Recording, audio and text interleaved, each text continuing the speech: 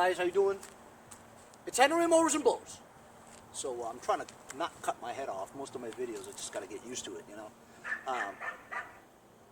So can you believe it?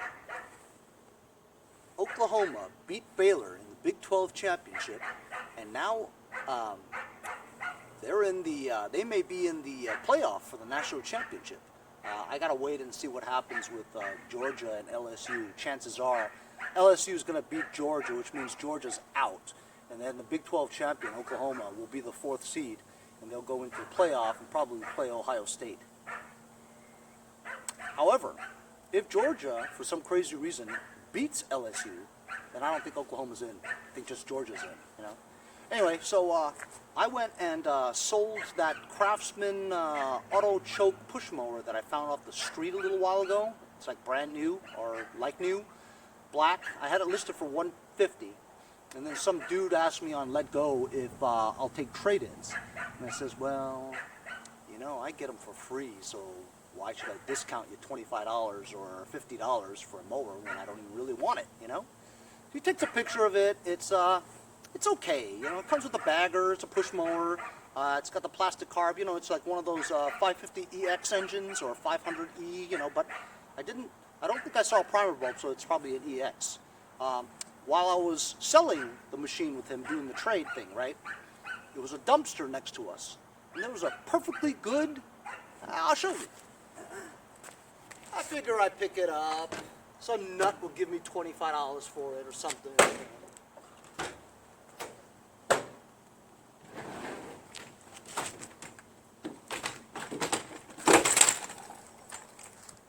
Brand new wheelchair, man.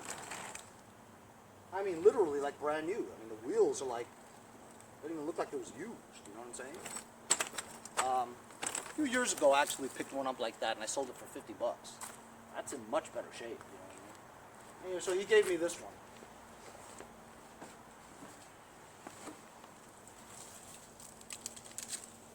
It's got a bagger. You've got to have a bagger. Sounds better if you have a bagger.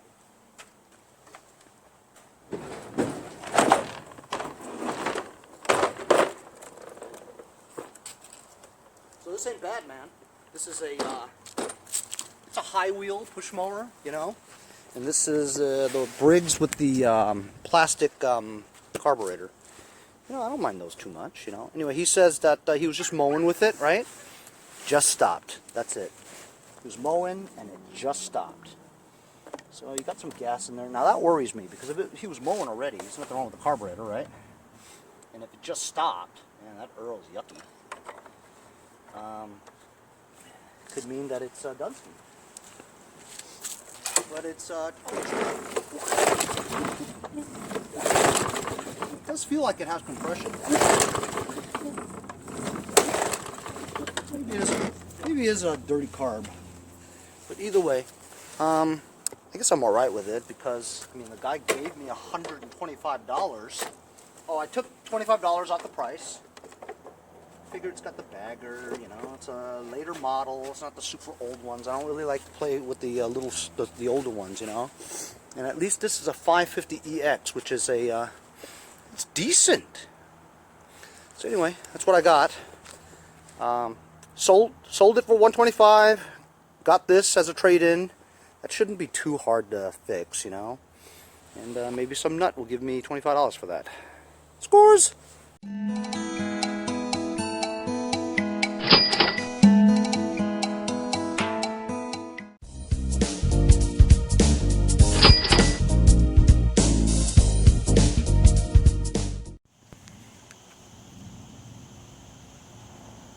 Come on, Boba.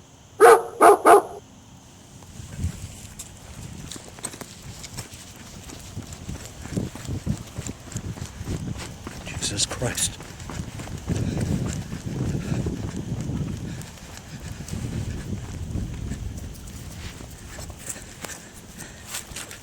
Boba. Boba. It's cold. Let's go. Boba. Let's go. Come on. Let's go. Let's go. Go.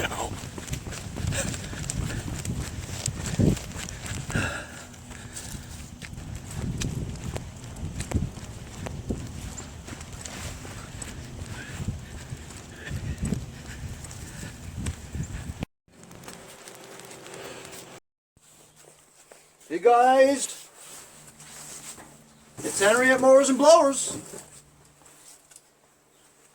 As I suspected, don't want to cut off my head again. Oklahoma beats Baylor in overtime. Very exciting. Now, the consensus is that they are going to be the 4th playoff spot for the college football playoffs for the national championship. Now, I don't have any crazy illusions that Oklahoma is going to beat Ohio State or anything like that, but nevertheless, you can only hope, right? At least they have a shot at it, right? As you guys may have remembered, there's been plenty of Super Bowl wins from wild card teams, such as the Giants when they beat New England, right? You don't have to be division winners or leaders to, be to win the Super Bowl. You can be the last seed as long as you've got one shot. You could probably win the whole thing. But like I said, I'm happy, but I don't have any crazy illusions. As you guys saw yesterday, I sold my crappy single-stage snowblower. Happy to get rid of it. Some nut gave me $50 for it, but actually that's a pretty good deal because it actually has electric start. As you guys know, the electric start motor itself is like $25-30 right there. You know what I mean? So a bargain for the guy, but I didn't want it. I just want it out of my yard. Picked it up for free across the street. Neighbor was throwing it out. There's really nothing wrong with it. Such a waste, But hey, good for me, right? And that Craftsman black lawnmower that I got that for free too. Sold that for $125. I listed it for $150, but the guy gave me his, and as you saw, it's a pretty newer machine, with the plastic carb on that Briggs 550EX. I kind of like those engines. I never had any problems with it. This one's kind of suspicious. He said he was mowing with it, and then it just quit. So if it was it's not the carb because he was mowing with it, right? Unless something broke off, whatever, and went through the fuel tank and then clogged up the holes. Who knows? I'll figure it out some other time. Welcome to episode 2, part 2 of my Craftsman 1999 LT1000 lawn tractor. Today I'm going to be trying to work out the engine to get it started. So that'll be kind of fun to do, So I've got this carburetor ready.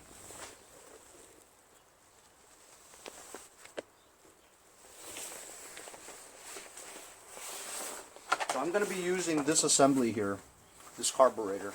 It is a Nicky copy. It does not have a hole for the fuel solenoid because they molded it so that you don't need it, which is great. I love that. I don't know if it works, but all I can do is just try it. It looks, you can just go by the appearance. It looks like it's new, right? This is the attachment that goes to the end of the carburetor. It has the input for the breather hose. Has the O-ring here. But what's more important is that there's an O-ring for the intake manifold to the engine block. And this one it's missing. I have another intake manifold. This has a design where the old style air filter goes on it and you put a bolt in there to hold it. So I've got this pick. It's one of a set of 4 that I got from China. $2.61 for 4 picks. Harbor Freight Tools has a similar thing for $2.99, but I didn't see it until I ordered this already. I'm just gonna, you could use these picks for a lot of things, like getting seats out or rubber things out, whatever. Just helps you get stuff out. So this is the O-ring for that. I'm gonna flip it around because the inside is cleaner. I'm just gonna shove it in here like that. I'll do that later when my gloves are on. Mailbag. Got something in the mail yesterday. I opened it up already.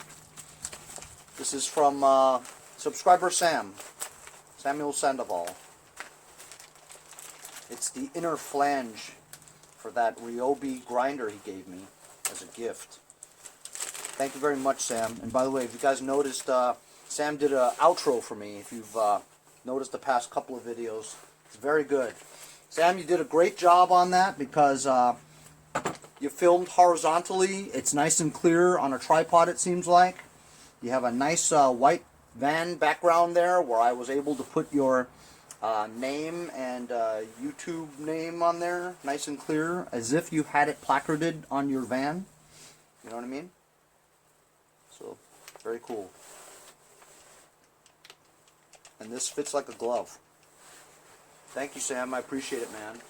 But honestly, you don't need to keep spending money, man. I mean, I appreciate it. But this outer flange still needs to be, I still need to use a,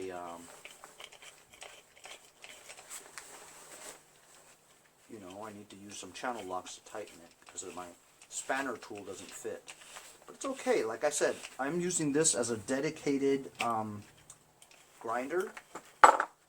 You know, for... Well, that's cool.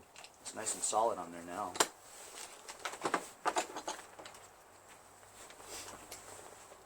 So it's no big deal. You know? There you go. That's cool, man. Inner flange. Perfect. Thank you. All set now.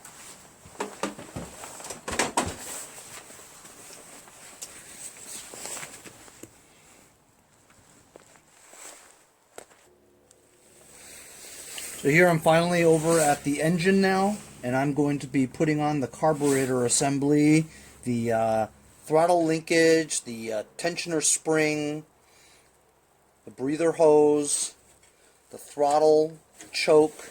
I wonder what I did with that choke cable now. The choke linkage, see? I think I lost it. Can't find it. Anyway, so as you can see, the tins here are loose. And I know that they're 5/16 bolts. Find that area there.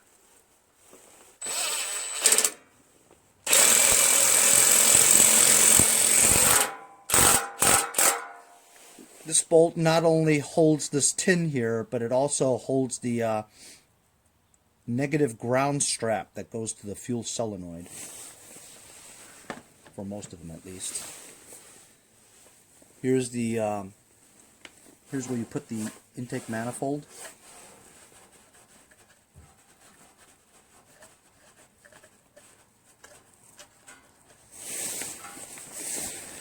I'm going to clean that up. Before I do that, I'm going to take the hood off because it's in the way.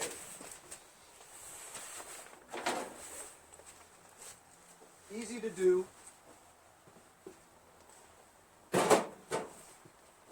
Craftsman's are easy to do. Gives me more room for the muffler as well.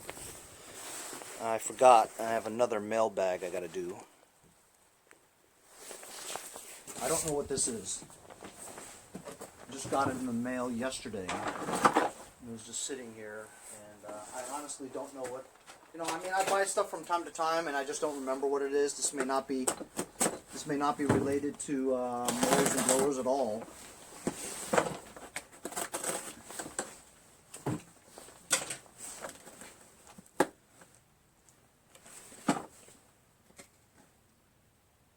Doesn't even say where it's from, but it gifts for everyone.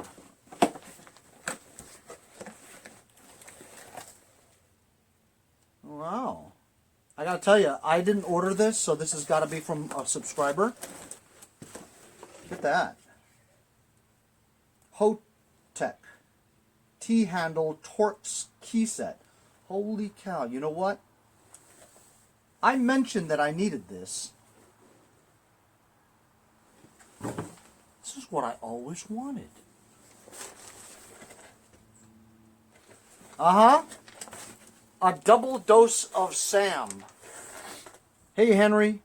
Merry Christmas to you and your family. Included is a Christmas gift from subscriber Sam. Sam, you're wonderful, man. Thank you very much. I so very much appreciate it, man. You're going to be seeing this, as you can see me using this stuff. Thank you very much. This is great. And you know what? I'm going to open it. I'm not going to open it. I'm going to open it. Look at that. Oh man, this is great. Look at that. Sam, I hope you have one of these yourself. Look at this. So for the long, deep ones that you can't reach, right? And you have no like leverage to turn it on the deep ones. You'd have to grab something to do it. Now this one has a handle where you can turn it. And at the same time, you can do it like that to get more leverage too. It's fantastic. Whole bunch of them. Look at this. It's got like a mounting bracket. Gonna have to mount this somewhere. I assume these go like this, right? Well, if you mount it like that. Oh, I see. I see. It goes in like that.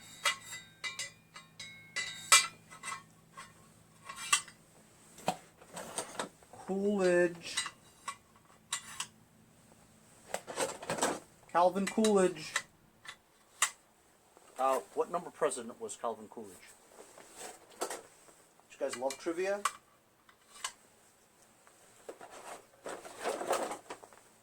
T-27s. I'm not even looking at the numbers. I'm just going by what I see in the thickness of the... now we get into the little ones. It's going to be more complicated. If it fits, stick it in! Uh-huh, that's right. We bad.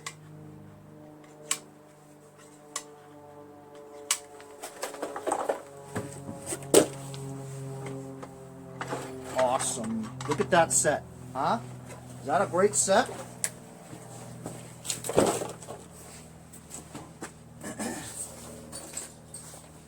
What would you guys rather have for Christmas? This or that?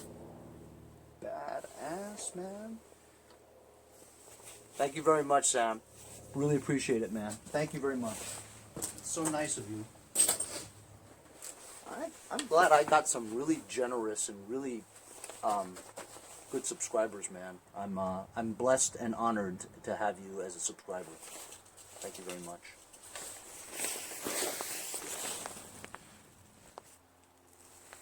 All right, got you on this angle here. Maybe it's a little better for you. Just clean this up a little bit. It's got some kind of residue. Now remember, the seal between the carburetor and the intake manifold's got to be like insane. So I have like this pretty thick gasket. Now while it does already have the O-ring, right, you want to make it even tighter with this gasket. I found these 3/8 bolts, and I believe that they're for the intake manifold. From my experience, this is the kind that they use, you know. I was worried that maybe these were too long, you know, because I did try to screw it in all the way without anything on it, and it didn't go in all the way. So I'm thinking that this thicker gasket is going to take up some of the room, you know, or space. So when you put this on, right, you have to remember you got to connect the throttle cable first, because otherwise you're not going to be able to bend this throttle linkage well enough to once you have the intake manifold on, it's not going to be easy to do. This is going to be hard to do too because I'm wearing gloves because it's cold out today. Oh, how about, look at that, huh? Boom! Boom!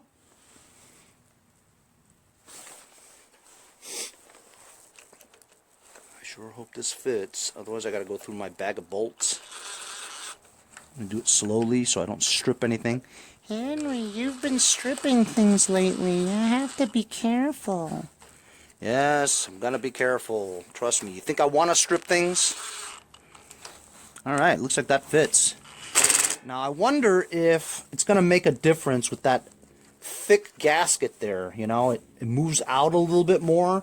Is that going to affect the amount of pull for the linkages? Is that going to interfere with the choke? I don't know. Gonna have to find out. That's it, Henry. You're gonna strip it. It's gotta be tight, man. It's gotta be a good seal. Yes, but you're gonna strip it. Oh my goodness, I might. Now I feel better, okay? Now it's on nice and solid. So, yeah, look at that. That feels good. You just know, you just feel it. If you've done this enough, you'll know it feels good. However, look at the way this nozzle's sticking out like that. It's almost like pointed forward. So I have to have, so you see, now you need one of those fuel hoses that has a natural bend to it, like molded with a bend. Otherwise, you're going to have a big long hose sticking out like this, and if it's too much of a curve, right, it'll kink. So I'm a little worried about that. It does kind of stick out a little bit. Too much. Too much if you ask me. And this is already tight, right? Usually you would use like a 1/4-inch wrench and tighten these studs on there, but this is tight. If it doesn't run right, it might be... You know what? I'm just going to tighten it, damn it. It's better to be safe than sorry, right? I'm sorry, it's not a 1/4 inch, it's a 5/16 wrench.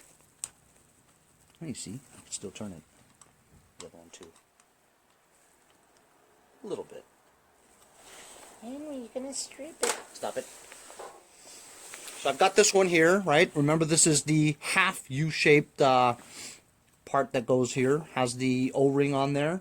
The seal between this and this is not really all that important. You know what I mean? But it is nevertheless important. This has the opening for the breather hose, so you know that this is the correct setup for that. Sometimes you got hoses that go up higher here, it goes under there for the older style air cleaner, but you know that since this is right here, you know that this is the right one for it. So you connect the breather hose to it. And also much easier if you just connect it first. Fits like a glove. Rotate it, and then fit this over. There you go. So now, as you guys know, I was searching for those 7/16 nuts. You're a nut. You know what? Now I can't find it. Unbelievable. Honestly, I need to get better organized. So now, as long as I stop the film, I can give you another angle. See? So if you have multiple angles, makes for a better video.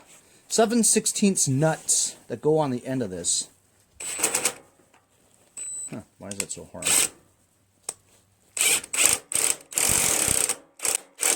Like I said, that doesn't have to be super, the seal doesn't have to be super great on that part of it, because it's already been carbureted, see? And we're only talking about air.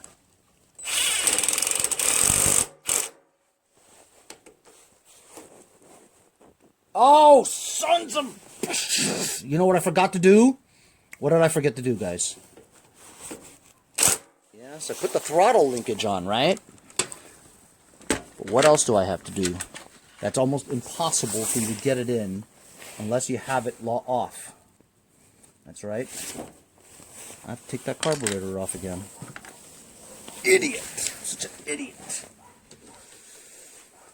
Well, remember, I've been working on push mowers recently, so I'm out of practice.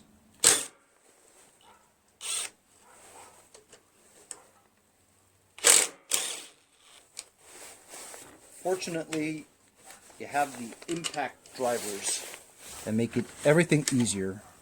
So look, now that you have movement here, this is how the choke goes in, okay? You hook it from the bottom onto the most outer hole on the choke flap. Now you slip it through this canal over here.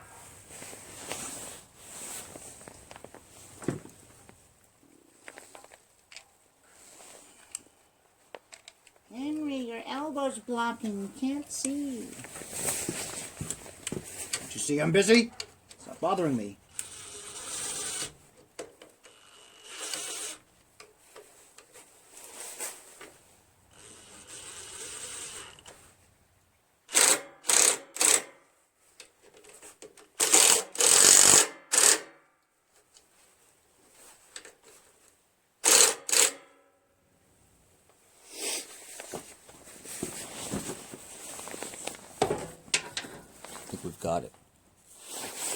I think we've got it. So there we go. Now we've got the choke. See how that works, fellas? There's the choke, right? And the throttle. Now, the choke cable. Let me move this around and see if it's free. It's nice.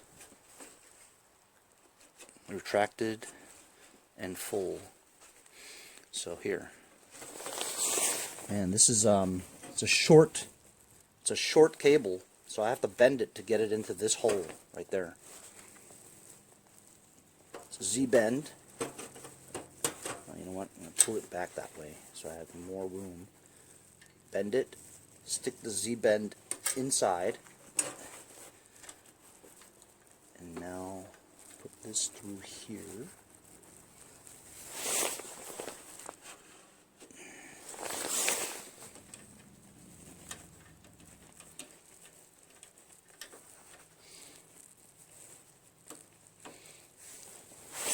Okay.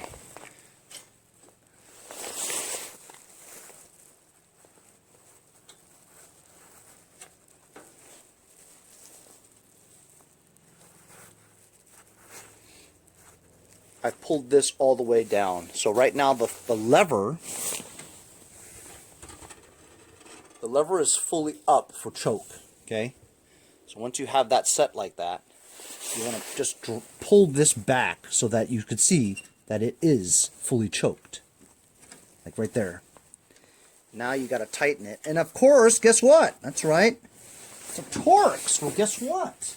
I've got a new set of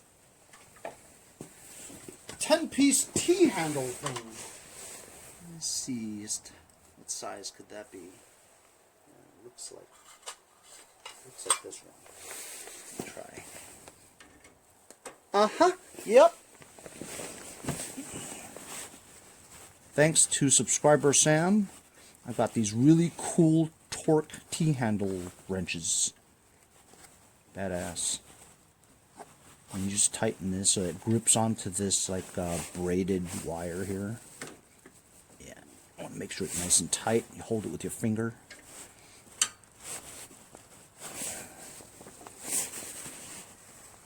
And this works great. Good grippage.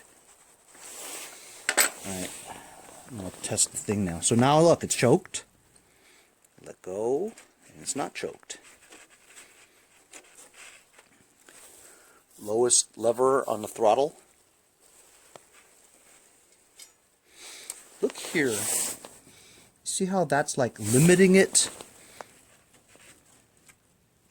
You can actually do this to adjust your idle. See, if you're all the way to the bottom now, it's stopping there. So if it's still revving too high, you can actually bend this that way. And I feel like it's not all the way back. It's not going all the way back, so I am going to adjust it. I'm going to bend this one.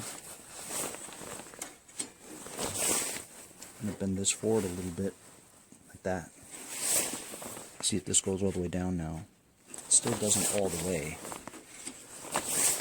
But I can adjust this later, you know? So I'll put this down like that. Yep. Now it goes all the way down. When I mean all the way down, you know what I mean, right? Okay, now look. Here's another adjustment. I'm putting the choke all the way, but this is all the way, okay?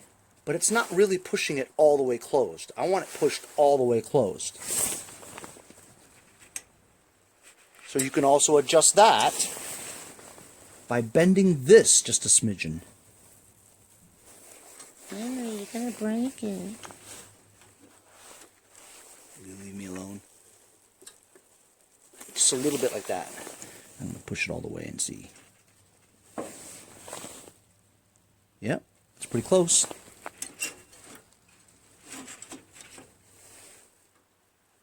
Yes, it is closed all the way. You can double check it. See, look, I'm going to go all the way forward, right? Now you check it over here with your finger. Push down and see if it closes all the way. And we're talking about like a millimeter or something. It's good enough. Or you can bend this a little bit more. Oh, okay, I will. Henry, you're gonna break it. Quit weighing our head.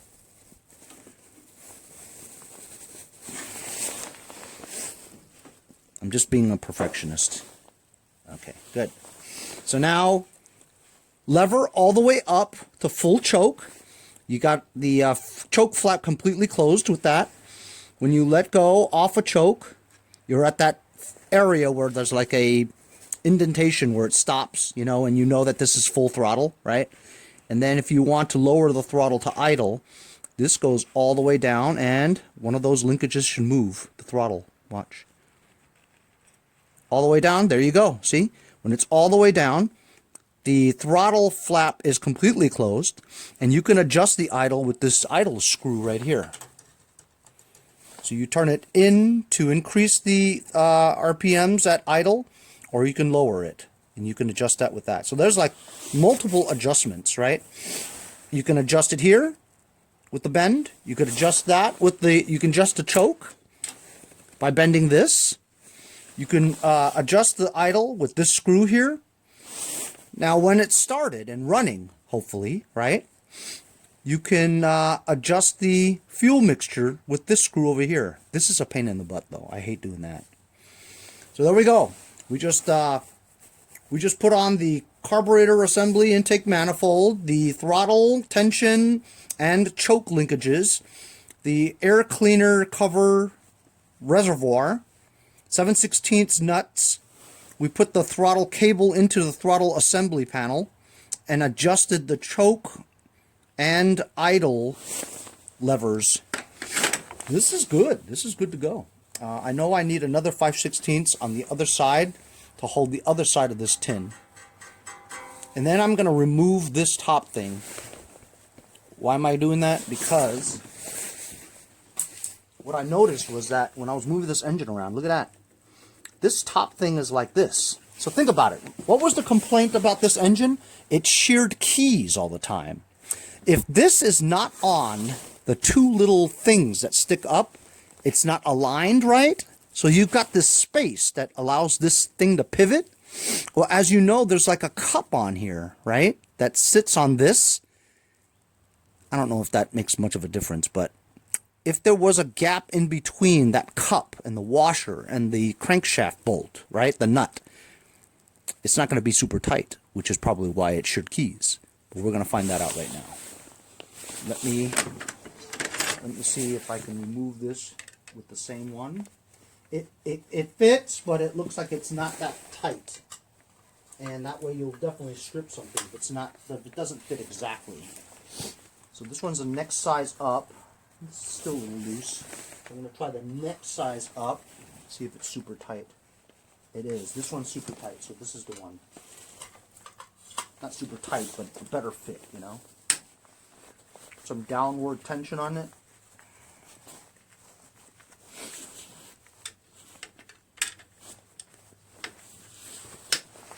Sam, you couldn't have sent me anything that has better timing. Look at that.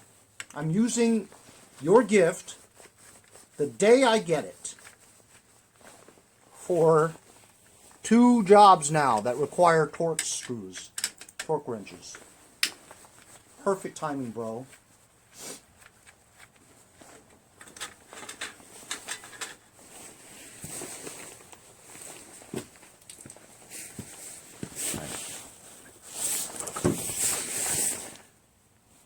So here's the grass mesh thing. Look, it's all bent in.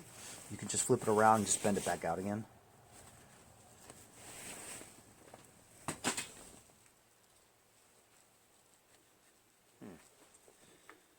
That's just weird. Yeah, I'm going to show you.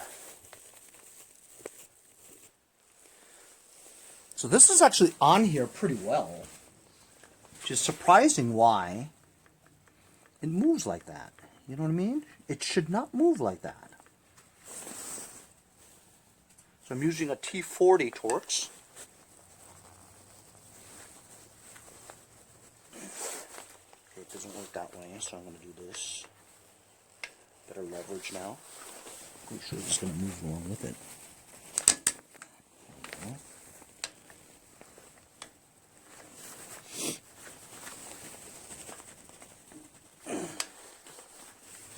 I might have to get an impact of that because this moves along with it. It's difficult to do.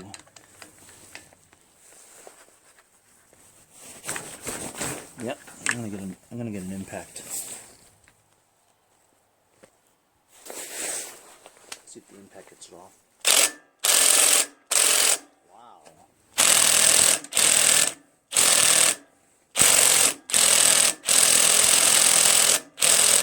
Damn. Strong. Got a socket this time for the nut.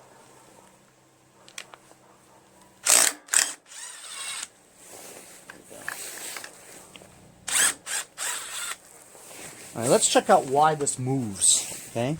So it moves like that. Huh. Looks normal. Don't know why. Unless this thing... Well, I don't think it's not connected. See this part? It's not connected to it, so it doesn't make any difference. It's just a blower fan now. There are other models where actually the blower fan has a cup that sits on top of it that matters.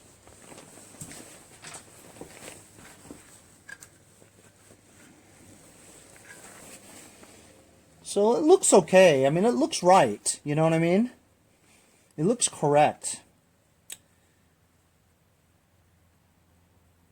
You know, I'm just gonna leave it this way right now because we don't see any issues with it shearing keyways yet, right? Until we try it. So let's just try it first and see what happens. If it shears keyways, then that's another story. So now we're on the left side of the machine, and I'm going to secure this. I thought I needed a bolt, a 5/16 bolt for this, but there is none. So basically, this just clips onto the cover when you get it. So you know what? Now I'm going to put on the muffler. Got a gasket here. Now first, remember, I was having a tough time finding the right muffler bolts for this. So I came up with these two. These are the only two I have. Muffler bolts are like that. They're Allen or Torx, right? And so I don't really know what size that is, but these two are identical in width. Just it's the matter of how deep they go. I'm worried about this one because this one looks like it's too deep. But if you look at this hole, this goes all the way through. You can't see the other one, so I'm going to use the shorter one for the inner one.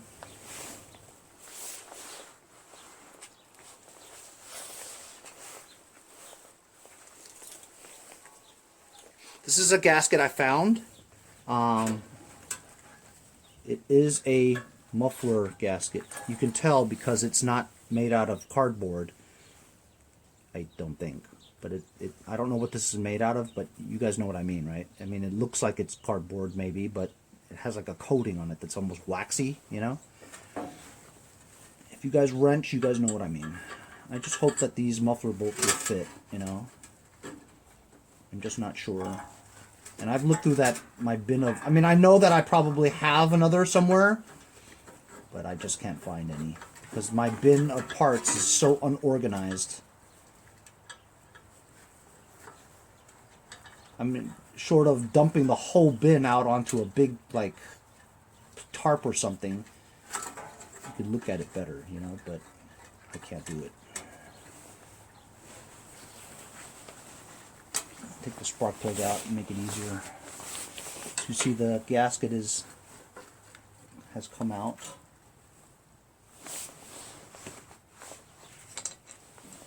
There's like no room to work. You know, no room to put your fingers in there.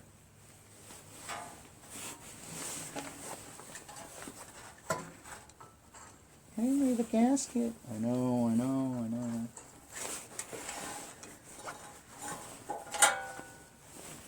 Awesome. Sam, absolutely love these.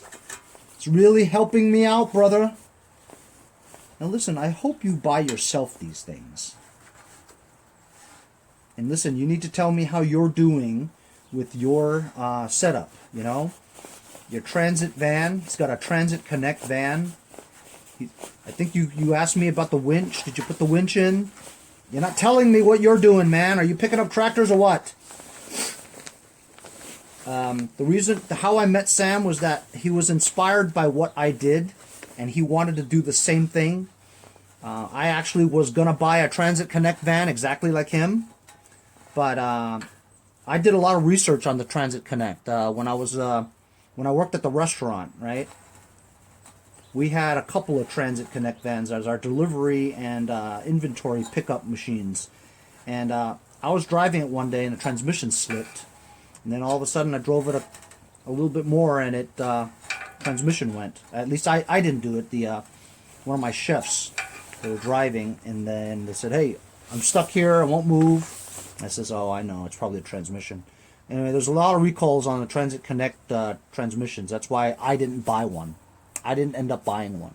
I ended up buying that Ford Econoline E350 Super Duty. Love my van, guys. It's I haven't had any problems with it except for that brake leak, you know. All right, so now we got the muffler on there, man. That was cool. That worked out okay. As long as we're on this side, I'm gonna connect the starter cable to the terminal.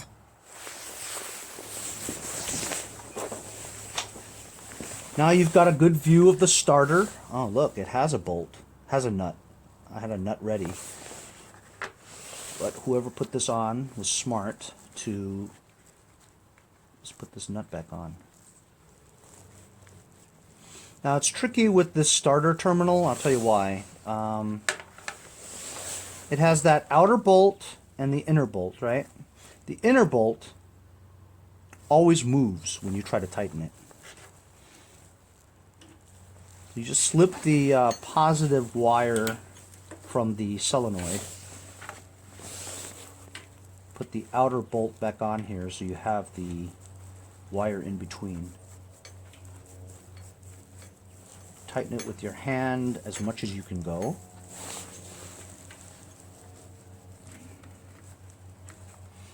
And then when you're ready to tighten it, right, it has a...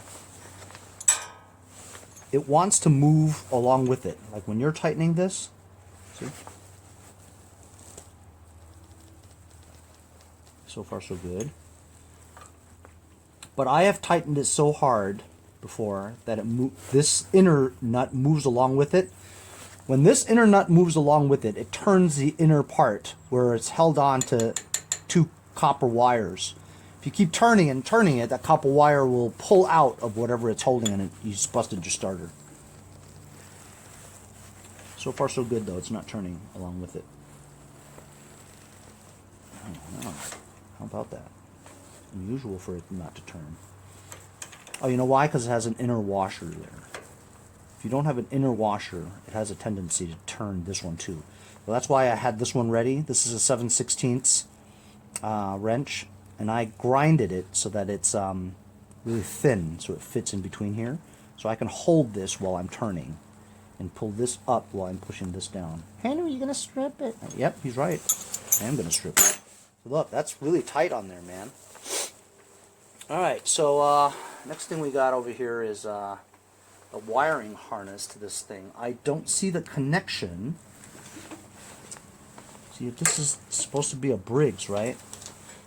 The connection is supposed to be with this, you know. I'm supposed to have like the other end of this wiring harness, I guess, has a mate to this one. I'm gonna have to go through my wiring harness box and see. Oh, and what else? I also need a oil drain reservoir for that. So look, we have. I just want to show you, we have different wiring harnesses here. See? So here's a wiring harness, I believe from a Briggs, right? And it has your mate that goes along with this, right? It also connects onto a, this is probably a magneto kill wire, right? That goes straight to the magneto. and then it has this gray one that goes to the fuel solenoid, right? And then this black negative ground strap goes to that 5/16 bolt on that tin that I secured. See? So this is that, right? Perfect, right? Wrong! Because look, the fittings for this is different than that. This is a 4-tab prong, and these are 4 round type things, so it's a different type. I mean, I guess I could just splice them and make it fit, you know, but I'm pretty sure I can find the one that fits this.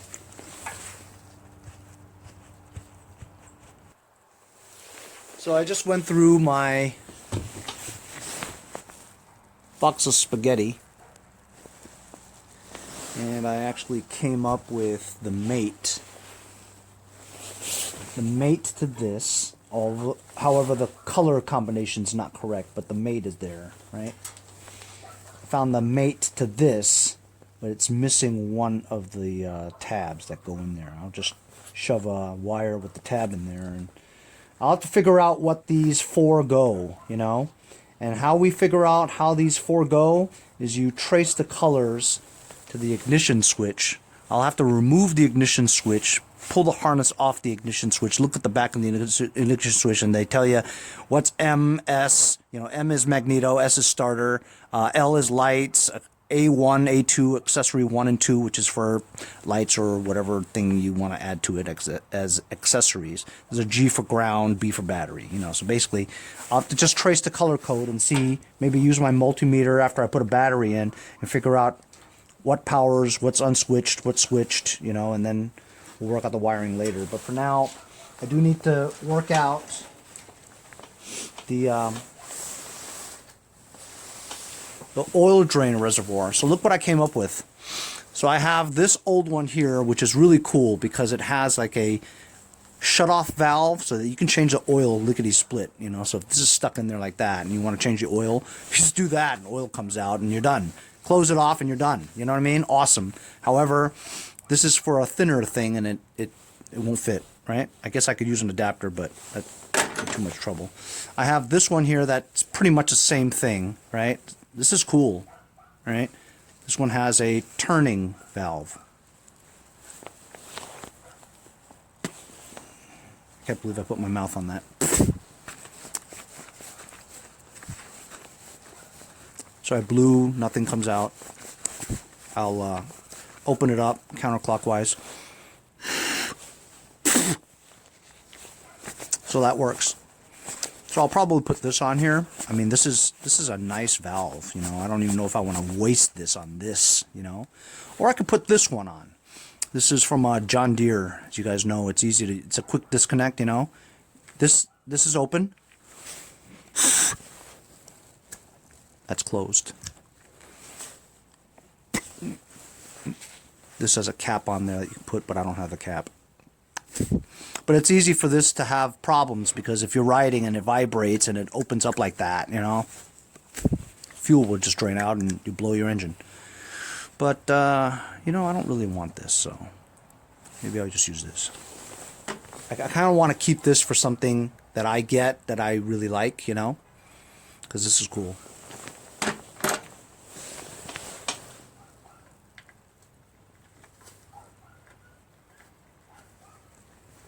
Of course, if this doesn't fit, it's a different story.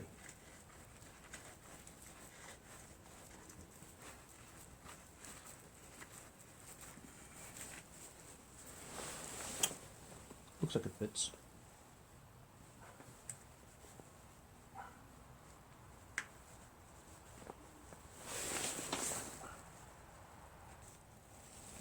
So we've got that taken care of. Got the drain plug now, and I'm going to go on the other side and work out the fuel system, fuel lines.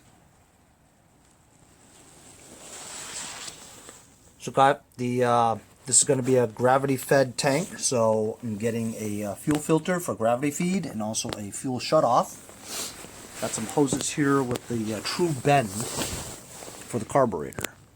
And my battery's about to die, so I'm going to recharge while I put this together. Alright, so my battery's charged up pretty well. I connected a fuel line. As you can see, this is that right angle bend into a fuel shutoff, to a fuel filter, into the gas tank. I added some gas in there, about an inch worth, right? Fuel shutoff is off. I did some multimeter testing with the wiring. As you can see, I took the ignition switch off, right? Traced the wires to see where the S, M, B, G, A1, A2, and that's about it, and L was. I traced it down to here, did some testing. The orange one, I believe, is accessory, okay? Which means that electricity will go from this black wire from the stator, and this is supposed to power the lights. So I think the orange is connected to this somehow. I don't have lights, so it doesn't really matter.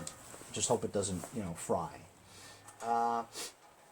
So the red wire from the stator that goes to the diode is definitely the stator wire, so that wire has to go to the battery directly.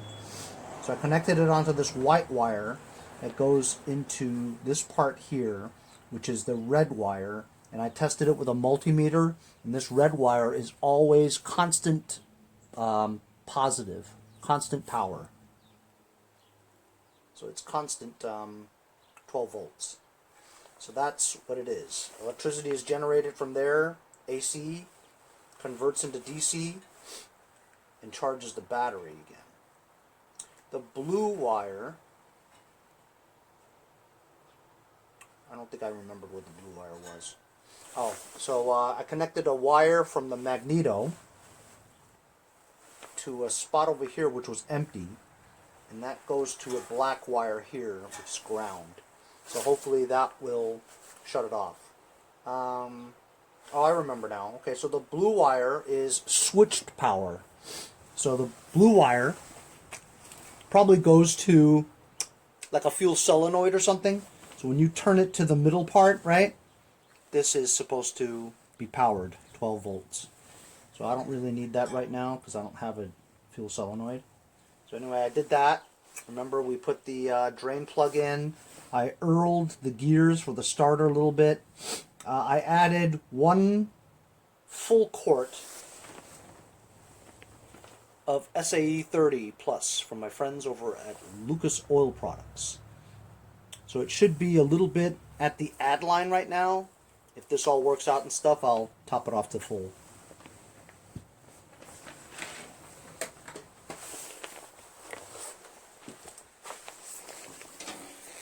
I'm leaving this off because I have a feeling we're going to have a problem with the sheared keyway. While you were gone, or while I was gone, I put the battery, the one remaining new battery I have, and connected it on. This one remaining battery is from my van. It's from the winch from my van. So if I had a pick today to go and pick up a tractor, I wouldn't be able to because the battery is connected to this. I have 2 other batteries that didn't work well, and when Larry and Bob came by, they told me that they've been messing around with distilled water and reconditioning batteries. I says, you've been fixing batteries? He's like, yeah, we poured distilled water into this one after we flushed it out, right? And it naturally has 13-something volts. And I'm like, that's great. Can you fix these 2 batteries for me? So they took it with them, and I think Bob is going to mess around with it and see if he can fix my 2 batteries. If not, I'll go get them, and I'll have to go to Walmart and trade those 2 in as a core and get 2 more batteries. Because I always need batteries, man. I must have bought like 30 this year, Anyway, so we got the fuel line. I put the fuel in there. The fuel shutoff is off, so it's not leaking, which is a good sign. I think I could just try to crank this, Batteries in there. Let's see if it at least cranks so we know that the solenoid works and the ignition switch works, right? Oh boy. I'm very, very nervous.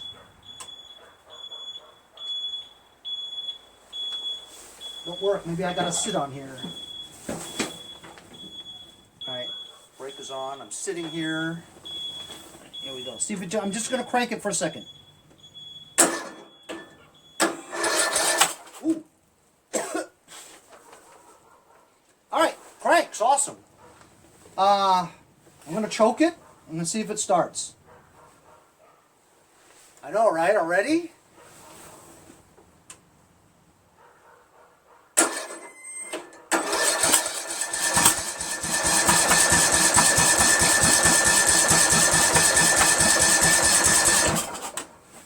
Well, we saw some sputtering over there. I have a feeling the timing's off. Either that or I'll take it off a choke and see. You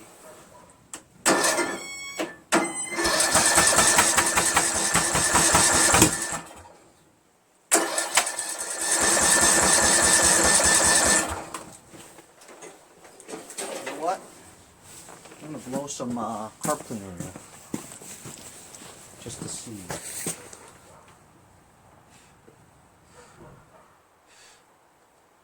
Where on earth is it?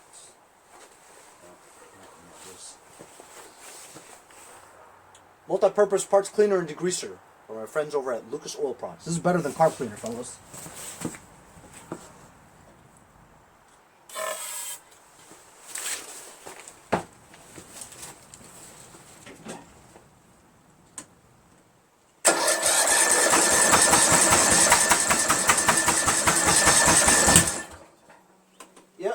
I say the timing's off. What do you guys say? It won't start because the history behind this is that it doesn't start because the timing's always off because it shears keyways. I'm going to take the flywheel off. Just took the fan blower off. Let's see if it'll come off just from this DeWalt 3/8 impact.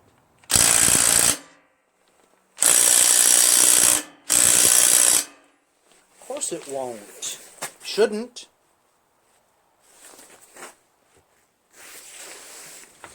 Got my 15/16 impact socket with my 1/2 inch Harbor Freight Tools impact wrench. Never ever fails me. Got some anti-seize in there. And I see some bluish stuff, which is Loctite. You don't really want Loctite on there. Of course the flywheel is not going to come off just like that. Because if it did, we would have a problem. Looks like we're going to have to remove the flywheel. And you guys know how much I love doing that. So I'm gonna show you exactly how I do it. I'm gonna do it the Tyrol way. I'm not gonna do it. I'm gonna do it. What did I do with my? So we put it back on here again.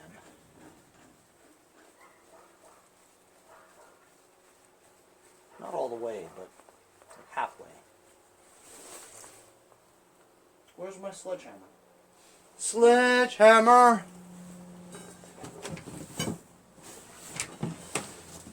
Where do I hide things? Damn it. I say that, I can't find it. I'm gonna have to find my sledgehammer, fellas. Alright, I found my sledgehammer. So I like to go on the side of the starter, right where the bolt is. And so I'm just going to put the crowbar under this part here so it lifts up a little. Okay. So I'm just going to lift up on this crowbar so that it wants to lift up the flywheel. Now I'm just going to whack it. That's on there. I think that did it. take the flywheel bolt back out. And this flywheel should be loose because I felt it was loose.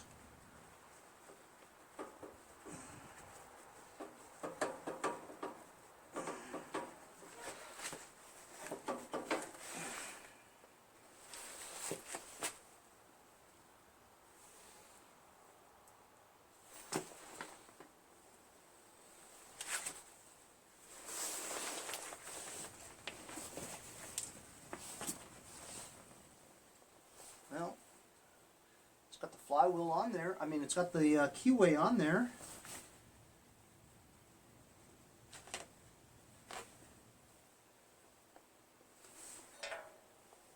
It's good too.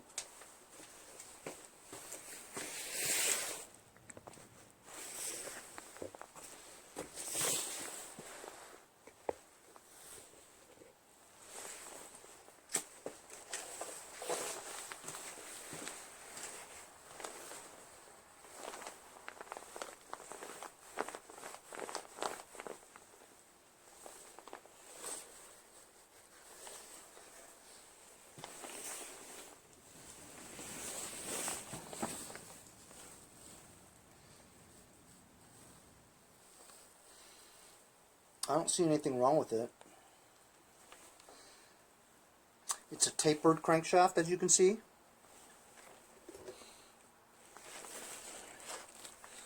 Could this flywheel be bad? Would that cause a problem, you think?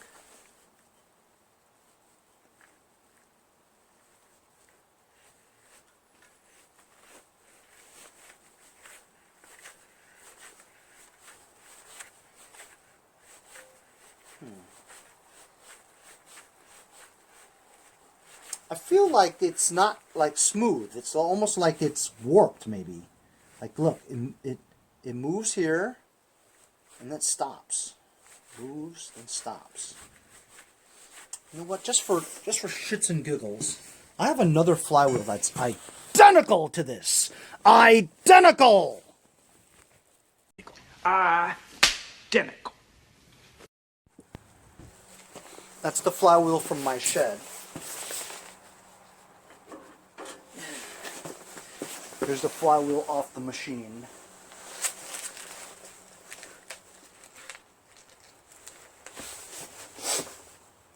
So this says 9 here, or 6.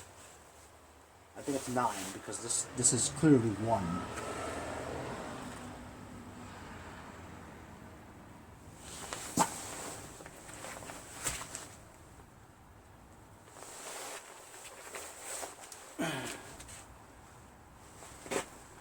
This is 593, and this is 598. 1, 2, 3, 4, 5, 6, 7, 10, 11, 12. There's the same amount of magnets, too.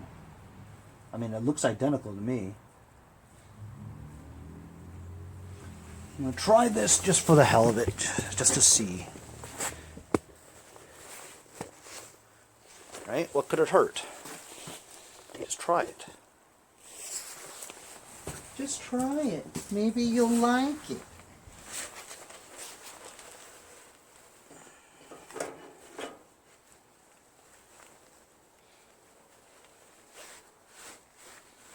You see? This one is smooth. There's no stopping.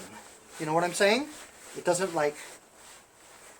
I don't know if you guys know what I'm talking about. I feel like there were bumps in the road, you know, and you're turning it, it would stop, and you'd have to use more power to let it get over the hump.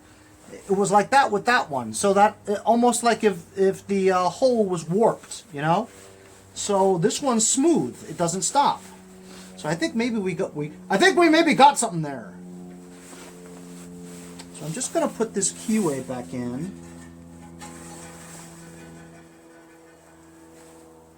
Looks like a good keyway.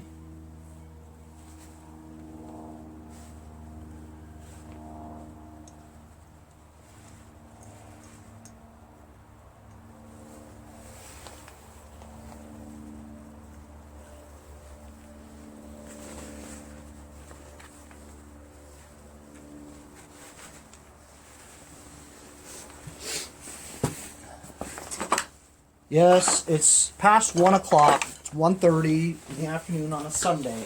I'm missing the first football game. And today, I believe Eli Manning is actually starting in place of Danny Jones. Honestly, I don't like Danny Jones.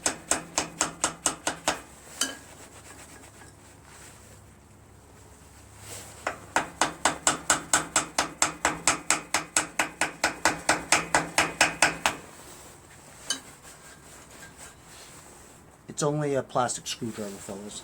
It's not going in there like a hammer.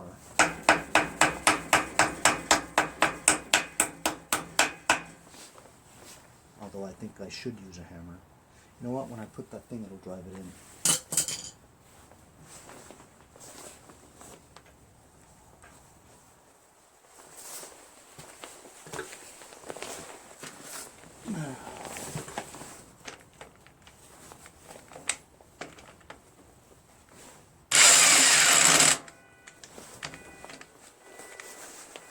Why is this not going in?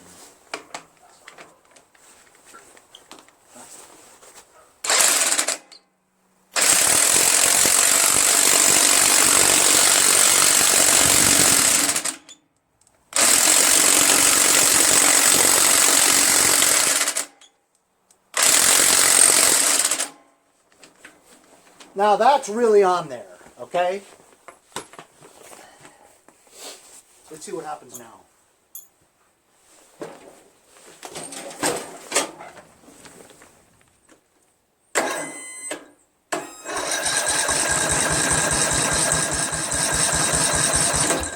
Nothing. Choke.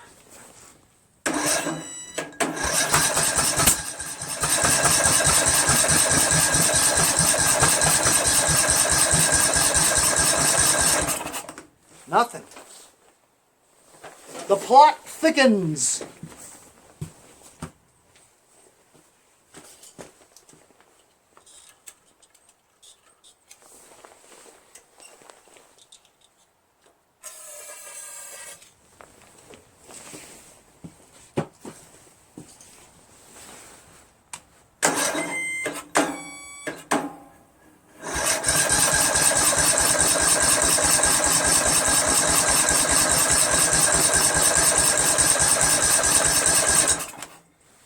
Well, I mean, look, it popped, right? Which means it has to have spark. So let me just check again.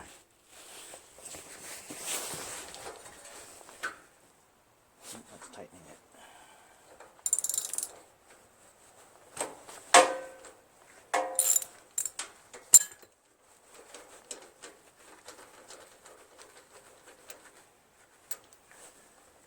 So the kiwi's good. Timing should be good. Oh, that's really wet. That's because I shot so much of that crap in there, right? Crank it to get crap out of it.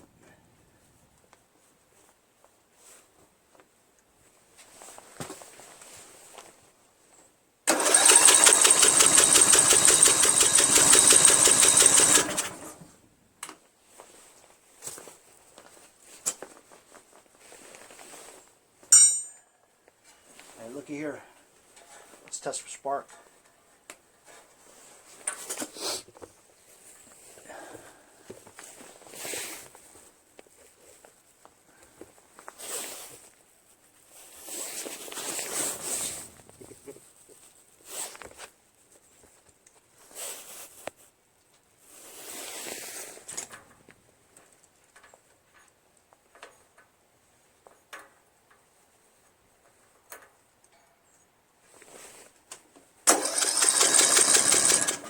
Did you guys see that? Oh, no, you didn't. Yeah, you did.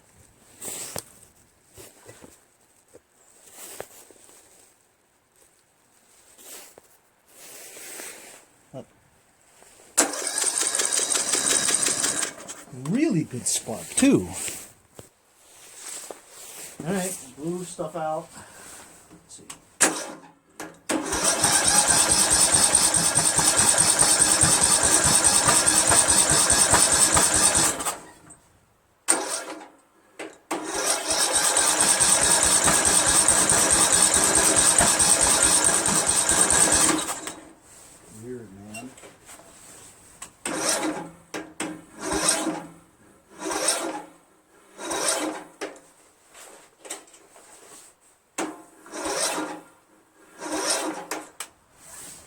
what we're going to do? I'm going to check for compression.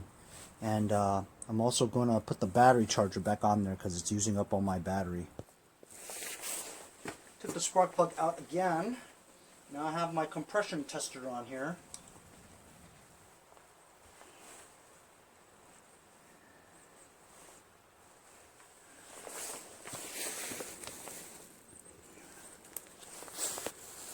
Let's see what we get in terms of compression. Got the battery charger on there now.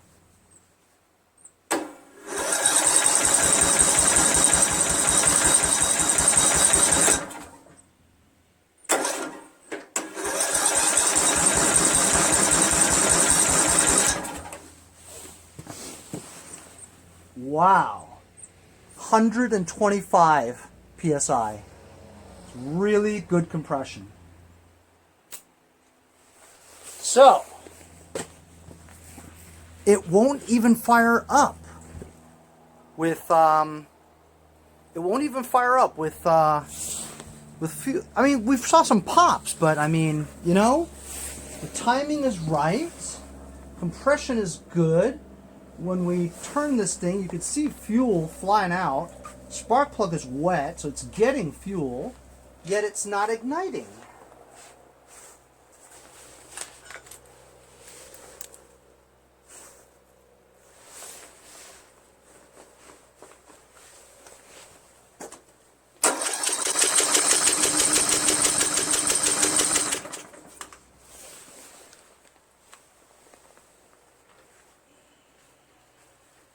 It's not the valves because, oh, actually it could be the valves.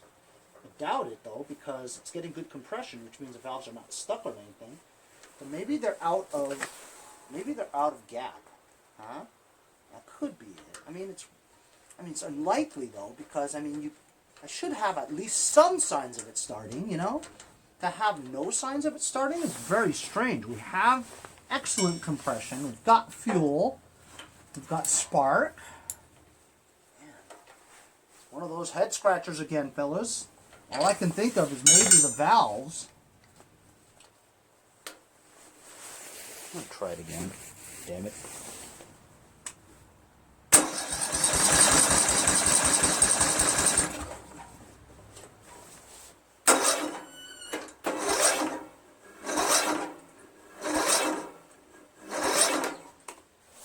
Nope. Oh! All right, that was episode 2, fellers, and let's see, what did we do today? Did a lot today. Put a battery in. Put the fuel line onto the fuel tank, added gas. Got a fuel filter on there, fuel hose. Fuel shutoff with the 90-degree angled bend hose in there. We put the intake manifold on with the carburetor, with the air cleaner reservoir that goes up there. We connected the breather hose. We tested for spark. We tested compression at 125 PSI. We put the muffler on with the muffler bolts. I connected the starter. We know the ignition and the solenoid works. We've got the wiring harness back on there and connected. I don't know yet if the magneto wire works. We added Earl. Yet it doesn't start. We swapped out a flywheel and the timing key is fine. We get a couple of pops, but that's all we get. Well, that'll be it for today, man. And that was episode 2. We essentially got everything together here, you know? All we're waiting for is for this thing to start. If it started and ran, I'd be working on the deck right now, putting it on, you know? But I've got a little bit of a head scratcher here. Why doesn't it start? All we had was just some pops, backfire pops, which, you know, is an indication that, I don't know, maybe the carburetor's not right, or I mean, look, it should have at least went, you know, a little, even if the carburetor was not that good. You know, I shot fuel directly into the intake manifold. You know what I'm saying? Magneto is generating and left spark. We saw plenty of spark, you know. The timing, I mean, it's, you know, short of taking the engine apart to see whether or not the two things match up. I mean, what other reason could it be? So you know what I'm going to do tomorrow? I'm going to open up the valve cover and I'm going to check the valves. See if it needs a valve adjustment. Alright? But it has compression though. A lot. 125. So the valves were out of whack. You know, you wouldn't really get that kind of compression. You know, you'd have one valve that's stuck open in certain places, whatever, and it just doesn't seem like it is. But I will. I'll do it. I'm going to do a valve adjustment tomorrow. And then we'll swap out another carburetor. I'll tell you what. That's what we'll do. But that's it for today. We did quite a bit. Thank you for following me on episode 2 of this Craftsman 1999 LT1000 with a 17.5 horsepower single-cylinder overhead valve Briggs engine. I'll see you guys next time on Mowers and Blowers.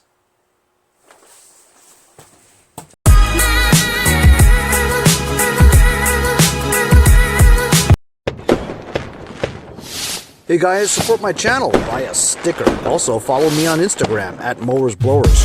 Check out my website, mowersblowers.com. See you guys on the next podcast. Have a great day. See you guys next time on Mowers and Blowers.